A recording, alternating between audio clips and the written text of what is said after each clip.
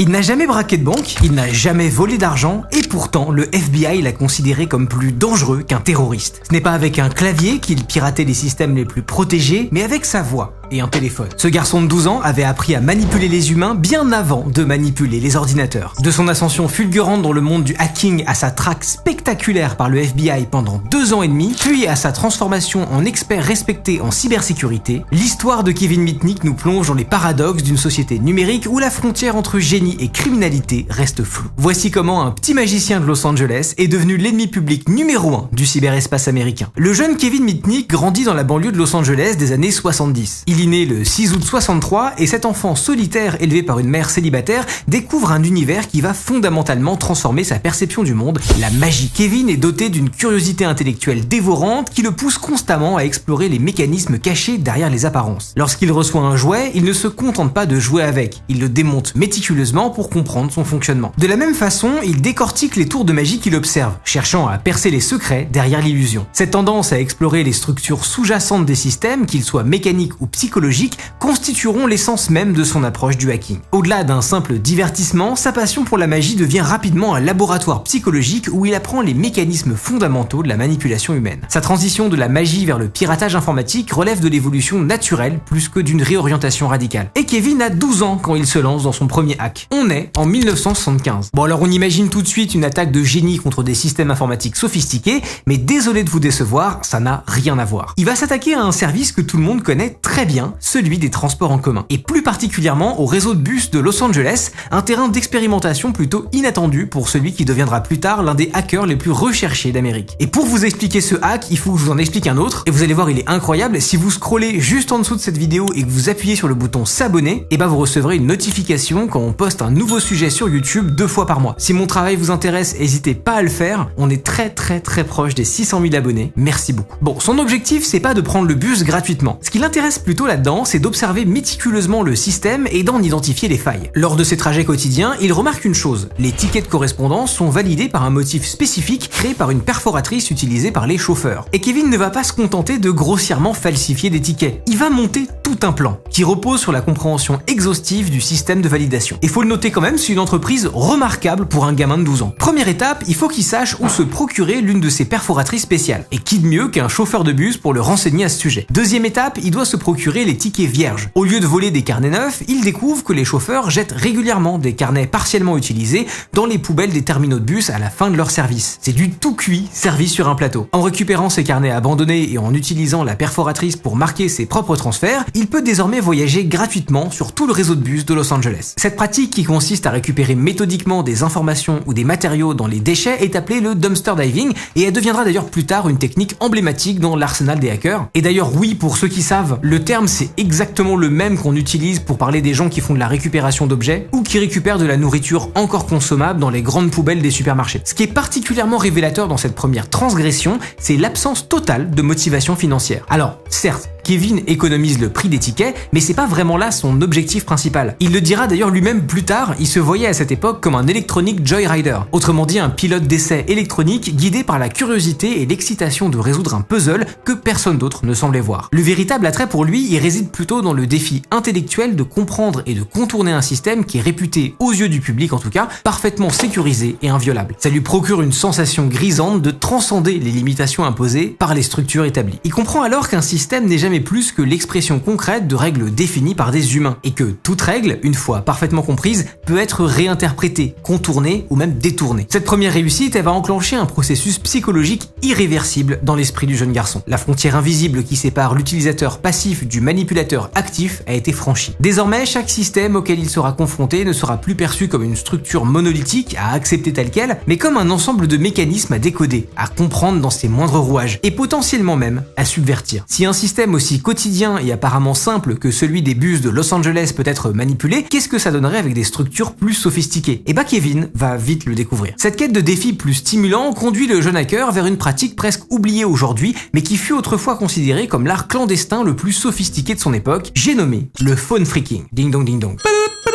Bon, pour les plus jeunes qui m'écoutent, ça va faire bizarre, mais dans un monde pré-internet, le contrôle des lignes téléphoniques représente le summum du pouvoir pour un hacker en herbe. Un pouvoir que Kevin va bientôt maîtriser grâce à un simple boîtier bleu et à ses connaissances en ingénierie sociale. C'est pendant ses années lycée, à la fin des années 70, qu'il est initié au phone phreaking, une forme primitive mais ingénieuse de piratage consistant à manipuler les infrastructures téléphoniques. Il s'agit pas là d'un simple moyen de passer des appels longue distance gratuits, bien que cet aspect présente un attrait pratique, mais c'est aussi une porte d'entrée vers la compréhension des systèmes de communication qui gouvernent la société moderne. Pour un esprit aussi analytique que celui de Kevin, les réseaux téléphoniques offrent un labyrinthe fascinant de protocoles, de hiérarchies et de failles à explorer. L'outil absolument emblématique de cette pratique, c'est la fameuse Blue Box, un dispositif capable de générer des tonalités précises à 2600 Hz. Ces fréquences permettent de prendre le contrôle des centraux téléphoniques, confondant les systèmes automatisés et leur faisant croire qu'ils communiquent avec d'autres éléments légitimes de l'infrastructure. Ce qui distingue Kevin de ses contemporains, c'est sa capacité à combiner cette expertise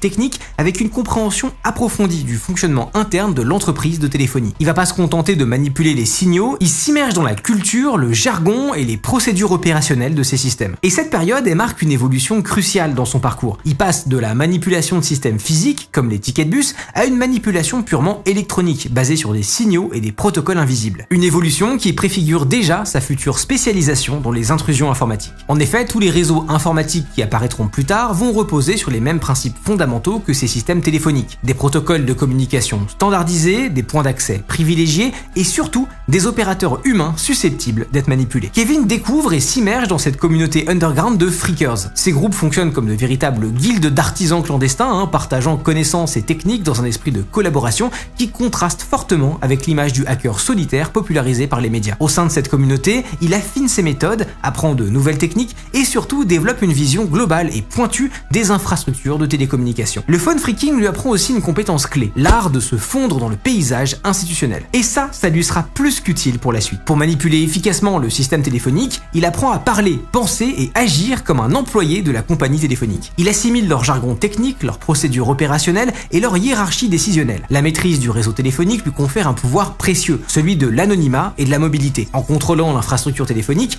Kevin peut non seulement effacer ses traces dans le monde virtuel, mais aussi établir des connexions depuis pratiquement n'importe quel point du réseau. Et ça lui permettra plus tard d'accéder à des systèmes informatiques tout en masquant son point d'origine. Un atout crucial pour éviter de se faire attraper lors de ses futures intrusions. Bon, tout ça pour dire que le phone phreaking n'est pas juste une étape transitoire de sa carrière, mais bien une fondation essentielle sur laquelle se construit tout son attirail de compétences techniques et sociales. Les compétences acquises dans le monde du phreaking vont bientôt trouver leur expression la plus puissante, non pas dans la manipulation des machines, mais dans celle des esprits. Imaginez un monde où les systèmes les plus sécurisés des États-Unis peuvent être infiltrés sans jamais toucher un ordinateur. Et c'est exactement ce que Kevin s'apprête à accomplir grâce à une arme redoutable, l'ingénierie sociale. C'est un terme omniprésent aujourd'hui dans le lexique de la cybersécurité, mais à cette époque, la pratique est émergente, et Kevin Mitnick en deviendra le grand maître. Là où d'autres hackers s'évertuent à décrypter des algorithmes complexes ou à exploiter des failles logicielles, lui, il comprend que le chemin le plus direct vers l'information, c'est pas de contourner les gardiens technologiques, mais simplement de les convaincre d'ouvrir la porte. Cette approche, elle repose sur une compréhension profonde de la psychologie humaine dans toute sa prévisibilité. Il identifie les 4 piliers de la vulnérabilité humaine que tout système de sécurité ne peut pas éliminer.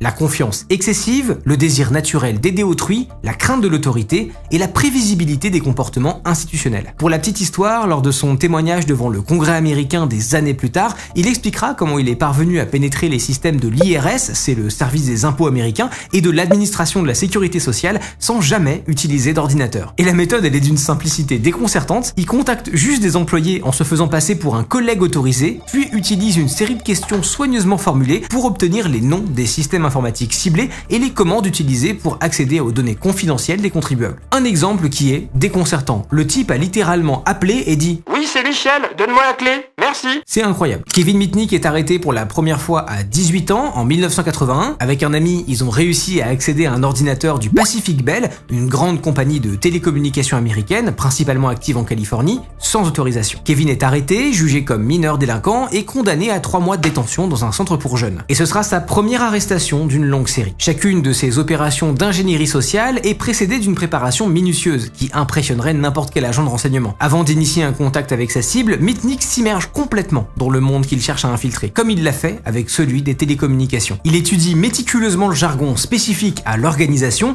mémorise sa structure hiérarchique et s'approprie les procédures internes jusqu'à pouvoir les réciter comme un employé de longue date. Cette connaissance approfondie lui permet de projeter une crédibilité immédiate, éliminant les doutes avant même qu'ils ne puissent surgir dans l'esprit de ses interlocuteurs. Il utilise la méthode